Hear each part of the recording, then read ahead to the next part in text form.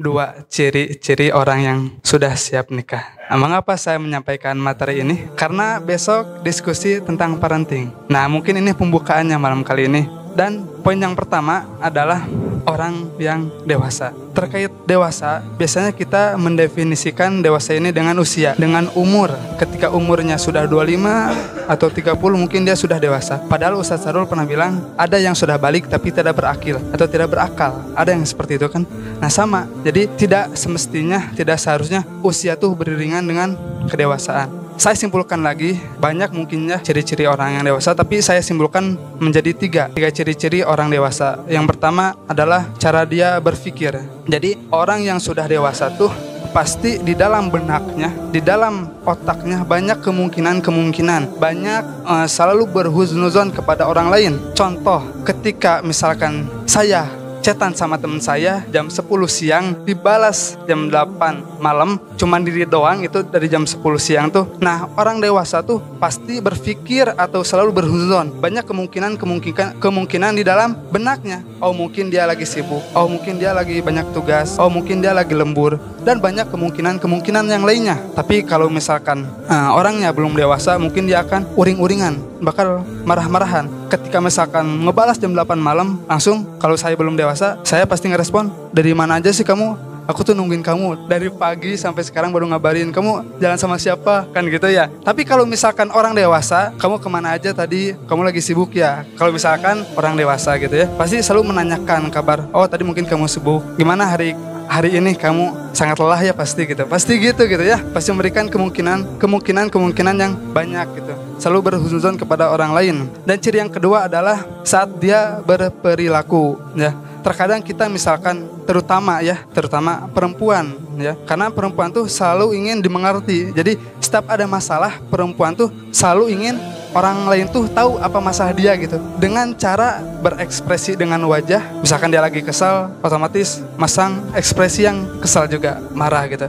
Tapi misalkan dia lagi ada kesal juga, pasti dari ucapannya bisa kita dengar intonasi nadanya atau cara bicaranya itu pasti berbeda, dan dari perilakunya juga pasti beda. Jadi kalau orang yang dewasa tuh setiap masalah tuh pasti tidak akan melibatkan orang lain untuk ikut serta di dalam masalahnya ya. Pasti dia selalu tunjukkan kepada Allah apa masalahnya dan tidak ingin orang lain tahu apa masalah dia gitu ya. Terus yang ketiga adalah mengambil keputusan. Jadi orang yang dewasa itu saat mengambil keputusan pasti tidak akan menuruti nafsunya, pasti tidak akan menuruti emosinya.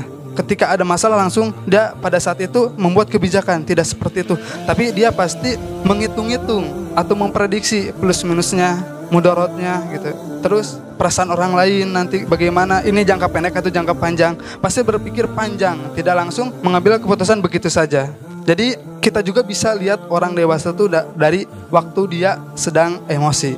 Ya, saya teringat hadis yang suka saya baca gitu ya, dari Abu Hurairah radhiyallahu anhu berkata bahwa Rasulullah sallallahu alaihi wasallam pernah bersabda, "Man kana yu'minu billahi wal yawmil akhir falyakul khairan aw liyasmut." Barang siapa yang beriman kepada Allah dan hari akhir, maka berbicaralah baik, auliasmut atau diam. Nah, makanya kalau kita marah itu daripada kita tidak bisa, daripada kita berkata yang memaki orang lain, lebih baik kita diam. Dan satu lagi hadis dari Abu Hurairah juga.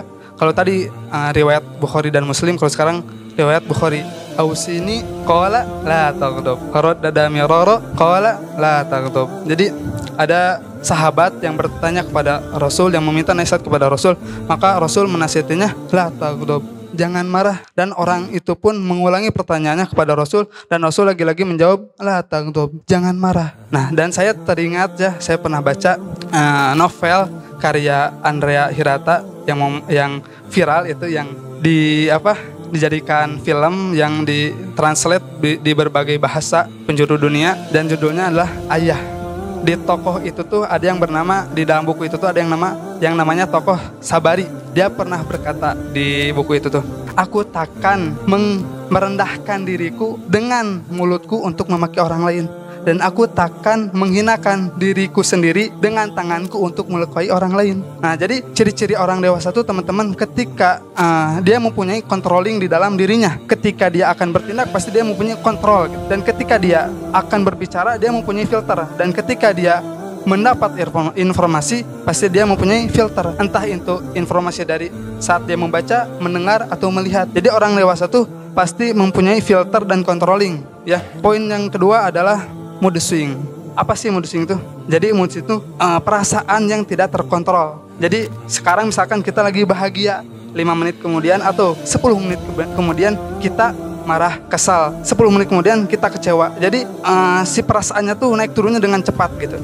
Itu mood swing. Nah, mood swing ini parahnya lagi ketika yang mengalami mood swing ini lelaki, terus dia menikah tidak diobati terlebih dahulu. Apa yang terjadi? Dia akan melakukan kekerasan dalam rumah tangga, KDRT. Itu terjadinya kalau mood swing tidak diobati. Dan mood swing ini apa yang terjadi ketika pada wanita? Jadi kalau terjadi pada wanita terus dia menikah dan dia melahirkan, biasanya ya, tapi tidak selalu. Biasanya jikalau terdapat mood swing biasanya ada baby blues juga. Jadi baby blues tuh ketika wanita ini melihat bayinya tergeletak gitu ya, ada perasaan sedih, kecewa, bahkan ada yang lebih parahnya ingin menyakiti bayinya. Dan ada yang lebih parahnya lagi, depresi berat. Misalkan dia pergi jatuh jalan-jalan ke lantai 2 menggendong bayi, ketika dia lihat ke bawah perasaannya tuh pengen melemparkan bayi itu. Itu adalah baby blues atau mood swing yang tidak baik. Kalau orang awam mungkinnya, kalau orang di kampung atau orang yang kental dengan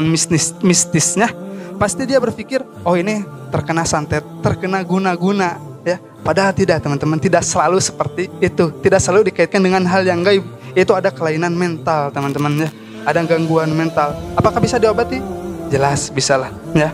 Yang pertama adalah cara pengobatannya pastinya bertaubat, mendekatkan diri kepada Allah, mendengar kajian-kajian, dan berkumpul dengan orang yang soleh dan solehah. Yang kedua adalah berdamai dengan diri sendiri. Definisi berdamai dengan diri sendiri adalah memaafkan masa lalu kita, entah itu kesalahan kita atau orang yang pernah menyakiti kita, dan terima keadaan sekarang, dan kita harus mempunyai target untuk kedepannya. Itulah berdamai dengan diri sendiri. Nah, ketika kita melakukan itu semua dan masih ya ada perubahan tapi belum signifikan, maka datanglah ke ahlinya, ke psikolog atau ke psikiater gitu, bukan psikopat, ke psikiater ya. Nah, kenapa sih orang bisa